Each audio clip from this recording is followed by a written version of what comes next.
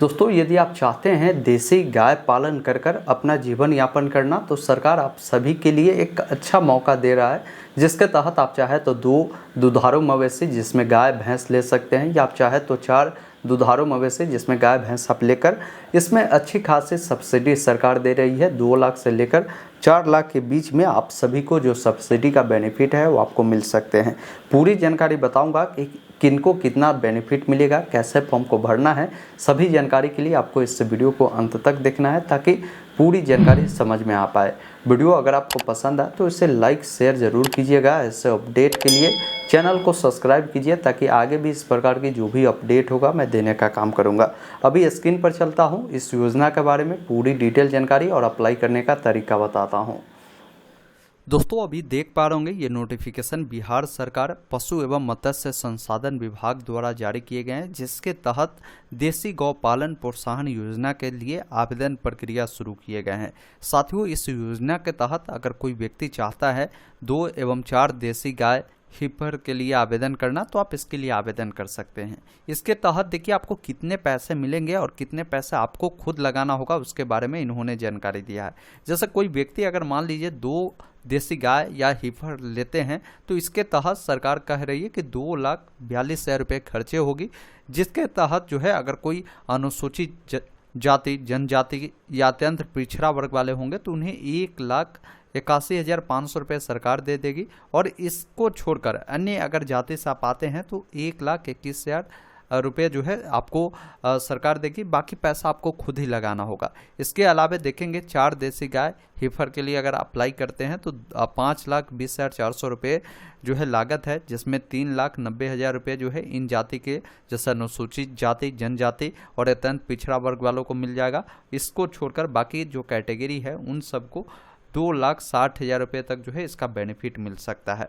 अगर आप इससे भी अधिक लगाना चाहते हैं तो उसके तहत मैक्सिमम 8 लाख रुपए तक जो है आपको अनुदान मिल सकते हैं। अब इसके लिए आवेदन ऑलरेडी स्टार्ट हो चुके हैं। ये 15 अगस्त से शुरू है, इसका लास्ट डेट अभी यहाँ पर कहीं नहीं बताई गई, लेकिन लगभग मान के चलिए ये आपको 1 महीने यानी सितंबर तक, तो हर हाल में 15 सितंबर के बाद ही आवेदन बंद होंगे। मैं इसका अपडेट दे दूंगा जैसे ही अपडेट इसका आएगा। तो बाकी पूरी जानकारी यहाँ पर भी आप देख पाएंगे कि किस कैटेगरी के लिए कितने अनुदान दिए जा रहे हैं। अगर आप इसके लिए आवेदन करना चाहते हैं तो गूगल में लिखेंगे ऑनलाइन अपडेट STM या वेबसाइट मिलेगा। इस सर्च बॉक्स में आपको लिखना है समग्र गव्य विकास और सर्च वाले विकल्प पर क्लिक करना है। ये आर्टिकल मिलेगा, मैं इसका लिंक डिस्क्रिप्शन बॉक्स में दे दूंगा। आप डायरेक्ट वहां से भी आकर इसके अप्लाई वाले पेज पर आ सकते हैं। यहाँ पर पूरी जानकारी बताई गई है कि मिनिमम उम्र क्या होनी चाहिए, वो आप यहाँ पर देख पाएंगे। पात्रता क्या है और डॉक्यूमेंट क्या क्या लग रहे हैं, क्या बेनिफिट आपको मिल रहे हैं, वो सारी जानकारी आपको देखने को मिलेगा।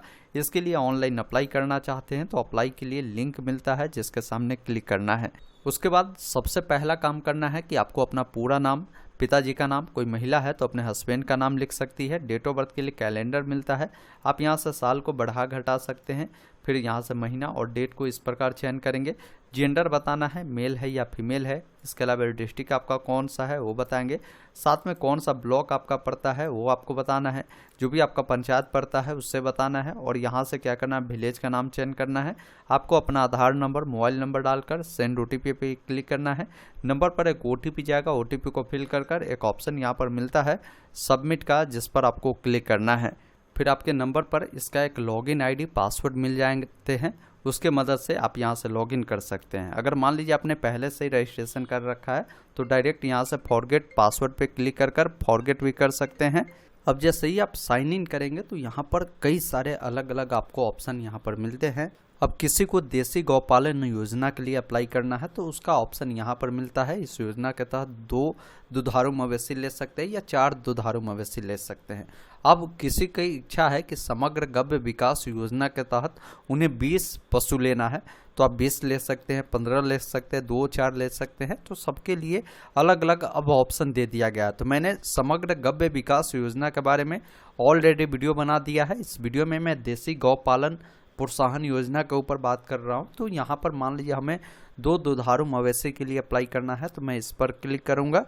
फिर इसका जो भी दिशा निर्देश है वो आपको देखने को मिलता है। आप यहाँ पर देखिए ऑप्शन मिलता है 2 दुधारू मवेशी के लिए आवेदन करें, जिस पर क्लिक करना है।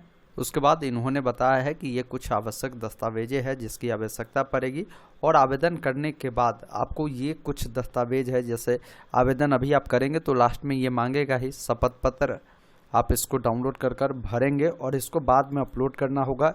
इसके अलावा जो परियोजना प्रतिवेदन है 2 गायों के लिए वो प्रपत्र मिलेगा। इसके अलावा दावा पत्र मिलता है, ये सब डाउनलोड आप कर सकते हैं। अब यहाँ पर देखिए अप्लाई का लिंक मिलता है, आप इस पर क्लिक करेंगे। उसके बाद देखेंगे देसी गौपालन प्रोत्साहन योजना का फॉर्म मिलता है जिसमें योजना का नाम मिलता है। इसके अलावा आपने कितने मवेशी के लिए अप्लाई किया है उसका जानकारी मिलता है। इसमें परियोजना की लागत क्या है वो देखने को मिलता है। अब यहाँ पर देखिए आवेदक का जो नाम है जो रजिस्ट्रेशन करते समय दिया है वो नाम, पिता का नाम, जन्म तिथि, ये जानकारी देखने को मिलेगा। आपका जो भी जिला होगा, जो भी आपका प्रखंड होगा, आपका जो भी पंचायत होगा, ये जानकारी देनी है। आपका जो भी थाना नंबर होगा आपको लिखना है। पोस्ट ऑफिस आपका जो भी होगा वो बताना है, और आपका जो भी विलेज होगा उसकी जानकारी देखने को मिलता है। आपका जो भी पिन कोड होगा वो बताना है, और आपका मोबाइल नंबर मिलता है।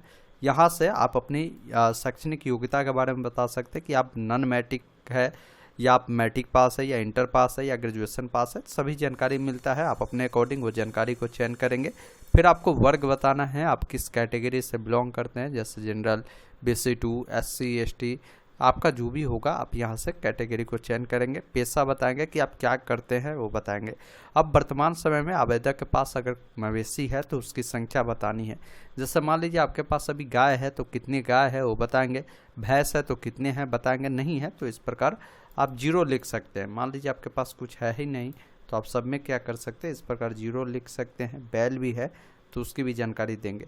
अब अगर किसी के पास मान लीजिए एक भैंस होगा तो यहाँ पर आप 1 लिखेंगे तो पूछेगा यहाँ पर कि वर्तमान में आवेदक के पास कुल उत्पादित दूध की मात्रा लीटर में बतानी है। जैसे भैंस है तो वो हो सकता है दूध देता हो, तो पर डे क्या दूध होता है वर्तमान समय में वो बताएंगे। जैसे मान लीजिए किसी का 5 लीटर हो रहा है तो यहाँ पर लिखेगा। इसके अलावा जो दूध होता है मवेशी का वो किस बाज़ार में आप बेचते हैं उसका नाम लिखेंगे। इसके अलावा नीचे आएंगे, यहाँ पर पूछा गया है कि आवेदक के परिवार के पास उपलब्ध भूमि जो कि रकबा डेसिमल में आपको बतानी है, यहाँ पर बताएंगे। जो भी हरा चारा के लिए जो आपके पास भूमि होगा जहाँ पर आप चारा उपजाते होंगे उस ज़मीन के बारे में जानकारी बतानी है कि कितने एकड़ में है। साथ में सिंचाई का साधन जो आप पशु के लिए चारा उपजाते हैं वो कैसे उपजाते हैं, किससे पटवाते हैं, हो सकता है पंपी सेट या मोटर, जो भी होगा आप यहाँ पर जानकारी दे सकते हैं। अगर नहीं है तो यहाँ पर 0 लिखेंगे तो ये सब जानकारी देने की ज़रूरत नहीं है। अब यहाँ पर आवेदक को जो है हाँ या ना में जवाब देनी है। यदि आवेदक के पास जो है डेयरी से संबंधित विभागीय प्रशिक्षण प्राप्त है तो यहाँ पर हाँ करेंगे, नहीं है तो नहीं करेंगे। दुग्ध समिति के अगर कोई सदस्य है तो SNO में उसकी जानकारी आप बता सकते हैं। अगर कोई आवेदक जीविका के सदस्य है तो उसकी जानकारी हाँ ना में आप बता सकते हैं। वित्तीय पोषक के बारे में बताना है जिसमें बताएंगे आपकी कितनी स्व लागत होगी उसके बारे में बताएंगे। हो सकता है आप जो मवेशी ले रहे हैं, क्योंकि यहाँ पर देखेंगे क्लियर इन्होंने बताया है कि 2 के लिए लागत जो हो रही है 2,42,000 है, जिसमें सरकार 1,81,500 देगी, बाकी पैसा आपको खुद ही लगाना होगा। तो आप चाहे ये पैसा आप खुद अपने फंड से लगा सकते हैं तो यहाँ पर स्व लागत चुनेंगे। अगर आप चाहते हैं कि बैंक से ऋण लेकर लेना तो आप यहाँ पर बैंक ऋण को चुनेंगे।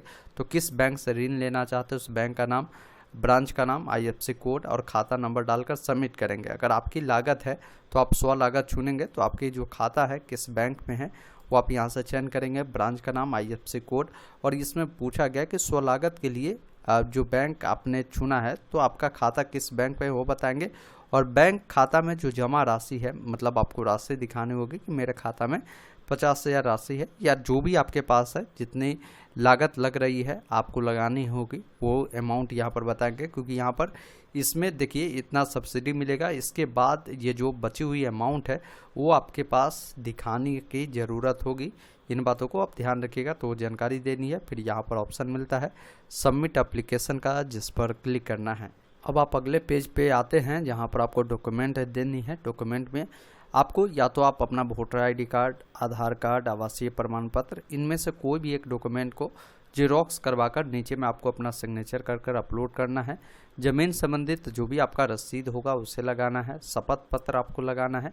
इसमें अब बोला गया है कि जो अगर आपने स्वलागत चुना होगा तो स्वलागत के केस में आपके बैंक में जो भी अमाउंट होंगे तो उस पासबुक को प्रिंट कराकर आपको लगानी होगी, या आप डाक घर में पूर्ण राशि उपलब्ध के संबंध में जो भी आपके पास ये खाता होगा, मतलब कि डाक वाला जो खाता पोस्ट ऑफिस वाला है उस पर भी है, तो वो भी अमाउंट आप दिखा सकते हैं, उसका भी पासबुक लगा सकते हैं। आपको अपना फ़ोटो लगानी है, फिर आपको अपना जाति प्रमाण पत्र देनी है। उसके बाद एक ऑप्शन मिलता है अपलोड डॉक्यूमेंट्स का, जिस पर क्लिक करना है, फिर नेक्स्ट वाले विकल्प पर क्लिक करना है। अब ध्यान ये रखिएगा कि फ़ोटो सिर्फ जेपीजी में होगा, बाकी सारा डॉक्यूमेंट पीडीएफ फॉर्मेट में अपलोड करने होंगे। अब जो डॉक्यूमेंट आप अपलोड करेंगे उन सब का यहाँ पर प्रीव्यू में मिलता है, आप उससे एक बार देख भी सकते हैं।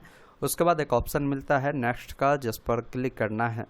उसके बाद आपके सामने प्रीव्यू सेक्शन आता है, सभी जानकारी को देखनी है।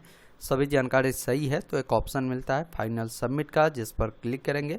जानकारी गलत है तो अभी आप बैक होकर उससे सुधार कर सकते हैं। उसके बाद इसका जो प्रिंट मिलेगा उससे संभाल कर अपने पास सुरक्षित रख लेना है। दोस्तों अभी आपने देखा, मैंने पूरी जानकारी बताया कि कैसे इसके लिए आपको ऑनलाइन अप्लाई करना है। अप्लाई करने के बाद इसका प्रिंट आउट आपको संभाल कर रखनी है। आगे जैसे ही सिलेक्शन प्रोसीजर इसका होगा तो इसका लिस्ट आएगा, तो उस समय अगर नाम आएगा तो ये जो प्रिंट आउट है ये आपसे मांगे जाएंगे, तो इसलिए इसको संभाल कर रखिए। आगे की जो भी अपडेट होगा व्हाट्सअप चैनल टेलीग्राम की मदद से मैं उपलब्ध करवा दूंगा, आप वहां जरूर जुड़ जाइए, लिंक डिस्क्रिप्शन बॉक्स में है। वीडियो देखने के लिए बहुत बहुत धन्यवाद। जय हिंद।